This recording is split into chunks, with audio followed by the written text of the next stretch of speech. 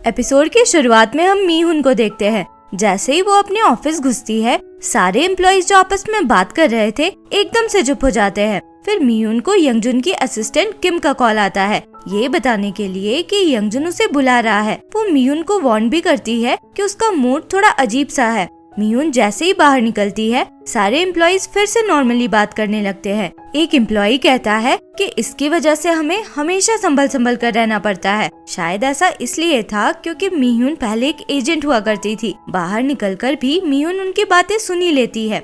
मीहुन यंगजुन के ऑफिस पहुंचती है तो वो किम से कॉफी के लिए गर्म पानी लाने को बोलता है, क्योंकि कॉफी उसके हाथ का उसे पसंद नहीं था। जल्दी में किम से एक बैग गिर जाता है जिसमें बहुत से कैसेट्स थे। इस पे यंगजुन उसे बहुत बुरी तरह से डांटता है। मीहुन ही फिर उसे कॉफी बना कर देती है जो उसे काफी पसंद आता है। फिर वो पूछता है कि उसका असाइनमेंट कैसा चल रहा है। मीहुन का असाइनमेंट तो फेल हो चुका था। वो दोशिक की बात याद करती है। उसने कहा था कि यंगजुन उसकी फेलियर एक्सेप्ट नहीं करेगा, इसलिए उसे ऐसे कंटिन्यू करना चाहिए कि उसका असाइनमेंट फेल हुआ ही ना हो। दोशिक फिर कहता है कि इसी बहाने कम से कम मैं तुमसे मिलता तो रहूंगा। मीहुन यंगजुन से कहती है कि मेरा असाइनमेंट सही चल रहा है। यंगजुन कहता है कि सीगल ऑपरेशन के टाइम तुमसे जो गलती हुई थी उसे सुधारने का यही बस तुम्हारे पास चांस है, और अगर तुमने ये सही से किया तो तुम्हें प्रमोशन मिलेगा। फिर वो पूछता है कि वैसे दोशिक किस तरह का इंसान है। इस पे मीहुन को दोशिक के साथ रेस्टोरेंट का टाइम याद आता है। उस समय उसने उसे बताया था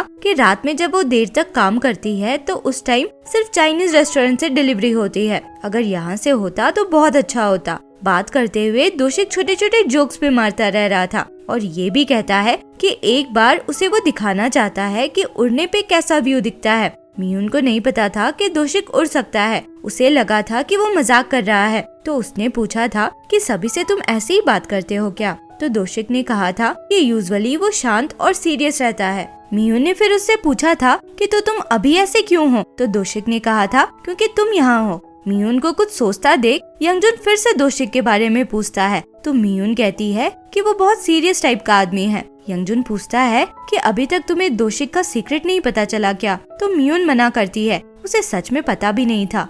यंगजुन के ऑफिस से निकलने पे वो किम को देखती है जो अब तक रो रही थी। वो उससे कहती है कि यंगजुन की कॉफी में ज्यादा शुगर मिलाया करो। वो एक्सेप्ट नहीं करता, बट उसे मीठा ज्यादा पसंद है। फिर वो ये भी एडवाइस देती है कि वो कलरफुल कपड़े की जगह ब्लैक पहने। मीहुन वापस आती है तो उसकी सुपरवाइजर वोंक्यू उसे बुलाकर पूछती है कि वो कहाँ गई थी। मीहुन बताती है कि उसे यंगजुन ने बुलाया था। तो वो चिल्लाती है कि अब तुम एजेंट नहीं हो, तुम्हें सबसे पहले अपने इमीडिएट सुपरवाइजर को रिपोर्ट करना चाहिए। वोंक्यू की बात से लग रहा था कि उसे पसंद नहीं है कि मीहुन डायरेक्टली यंगजुन से बात करती है, क्योंकि बाकी कोई भी एम्प्लॉइज ऐसा नहीं कर सकते थे। फिर हम देखते हैं कि मीहुन देर रात तक ऑफिस में काम कर रही थी, तो दोशिक उड़ता हुआ उसके विंडो के पास आ जाता है। मीहुन को लगता है कि कोई है, पर वो पीछे पलटती है तो वो छुप जाता है। थोड़ा वैसे ही तंग करने के बाद वो खिड़की पे नॉक करता है। मीहुन पहले तो डर जाती है, फिर दोशिक को देखकर हैरान होती है, क्योंकि वो 5th फ्लोर पे काम कर रही थी।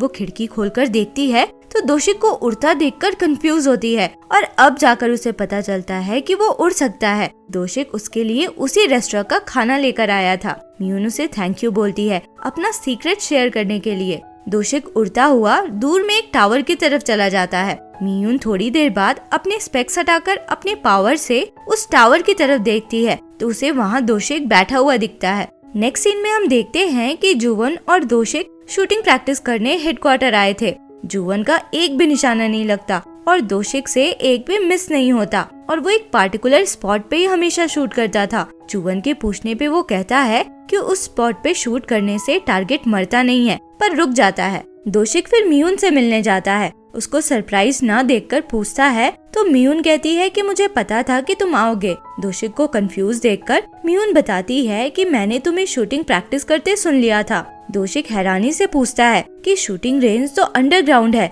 और ये 5th फ्लोर है, फिर तुमने कैसे सुना। मीहुन कहती है कि मेरी हियरिंग अच्छी है। दोशिक को मीहुन के पावर्स के बारे में नहीं पता था, तो अभी भी उसे समझ नहीं आता। मीहुन अपने स्पेक्स हटाकर कहती है कि मेरी आईसाइट भी एक्सेप्शनल है। मीहुन दोशिक का हाथ उसके दिल पर रखकर फील करने को बोलती है और उसके हार्ट बीट के अकॉर्डिंग अपने फिंगर्स को टेबल पे टैप करने लगती है। ऐसा वो इसलिए करती है ताकि दोशिक को उसकी एबिलिटी की एक्सटेंट समझ आए। मीहुन फिर दोशिक से कहती है, जैसे मुझे तुम्हारा सीक्रेट पता है, तुम्हें भी अब मेरा सीक्रेट पता है। दोशिक आगे बढ़कर मीहुन को किस कर लेता है और करता हुआ ही वो हवा में फ्लोट करने लग जाता है।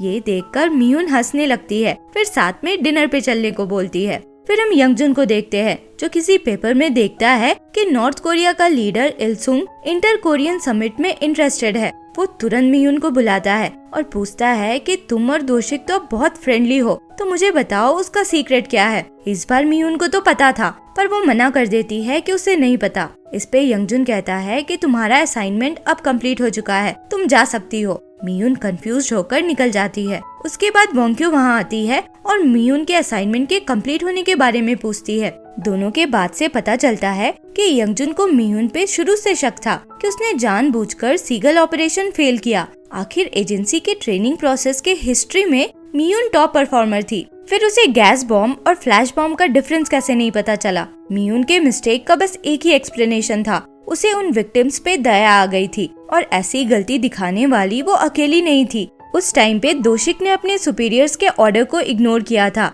आज तक उसका बस एक ही ऑपरेशन फेल हुआ, ऑपरेशन सीगल। यंगजुन कहता है कि दोशिक कभी अपने टारगेट को मिस नहीं करता, फिर उस टाइम क्यों किया? हो सकता है मीहुन की वजह से। वो एक ब्लैक ऑप्स एजेंट है, अगर उसे कोई अप्रोच करता है तो उसे रिपोर्ट करना चाहिए था, पर उसने नहीं किया। मतलब उसे मीहुन से प्यार हो गया है और मीहुन ने भी दोशिक के सीक्रेट को ना बताकर प्रोटोकॉल तोड़ा, मतलब उसे भी प्यार हो गया है। एक्चुअली यही तो यंगजुन का प्लान था और जब वो ये बता रहा था उसी समय किम कॉफी लेकर अंदर घुसी थी। वो ये सुन लेती है और मीहुन को कॉल करके बता देती है कि यंगजुन को सब पता है। अब मीहुन अपने हियरिंग पावर पे जोर डाल के सुनती है तो उसे एक मशीन की आवाज सुनाई देती है जो एक बंद रूम से आ रही थी। वो अपने आईसाइट के पावर से उस मशीन के अंदर लगे कैमरे को भी देख लेती है। फिर वो एक पेपर पिन लेकर कॉफी मशीन के पास जाती है तो वही आवाज वहाँ से भी आ रही थी।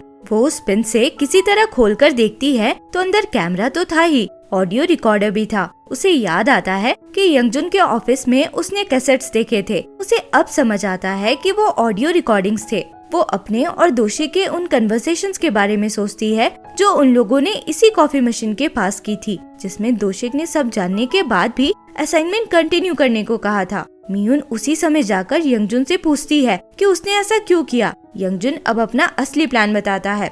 एक्चुअली दोशिक का कोई नहीं था, तो असाइनमेंट के बाद उसके वापस आने की कोई गारंटी नहीं होती थी। वो चाहे तो भाग भी सकता था और अब दोशिक को एक क्रिटिकल असाइनमेंट मिलने वाला था, जिसके लिए यंगजुन एक श्योरिटी चाहता था कि दोशिक असाइनमेंट कंप्लीट करके वापस आए। मीहुन पूछती है कि आखिर उसे ऐसा क्या असाइनमेंट मिलने वाला है, तो यंगजुन आंसर ना करके उसे उसके डैड के नाम पे ब्लैकमेल करता है। पता चलता है कि उसके डैड उसकी मॉम की डेथ के बाद से ही हॉस्पिटल में है। यंगजुन कहता है कि सोचो, अगर तुम्हारी नौकरी चली गई तो उनके मेडिकल बिल्स कौन देगा, और अब तो तुम्हारा असाइनमेंट पूरा हो गया है, तो तुम जब चाहो अपने डैड से जाकर मिल सकती हो।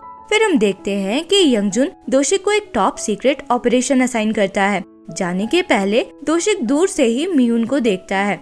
दोशिक के जाने के बाद मीहुन उसका वेट करती रही। काफी दिन बीत चुके थे। एक दिन एजेंसी के इंटेलिजेंस डिपार्टमेंट को एक न्यूज मिलती है। न्यूज में था कि नॉर्थ कोरिया के लीडर इलसंग की डेथ हो चुकी है हार्ट अटैक से। यंगजुन के रिस्पॉन्स से ये क्लियर था कि वो उसका मरना एक्सपेक्ट कर रहा था, बट नेचुरल डेथ नहीं बल्कि मर्डर वाला न्यूज एक्सपेक्ट कर रहा था।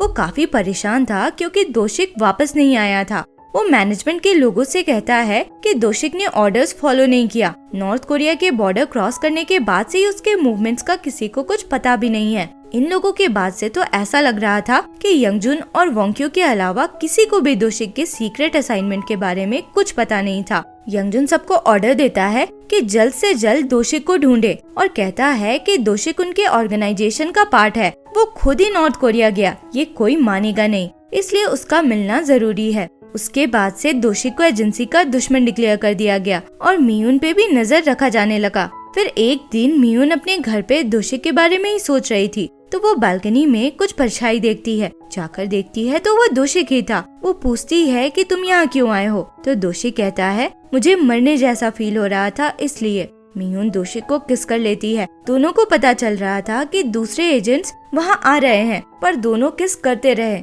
तब तक एजेंट्स मीहुन के अपार्टमेंट के अंदर आ जाते हैं और इसी के साथ ये एपिसोड यहाँ खत्म होता है। आगे क्या हुआ इसके लिए मिलते हैं अगले वीडियो में। अगर एक्सप्लेनेशन पसंद आया हो तो लाइक, शेयर एंड सब्सक्राइब करें। Thank you for watching.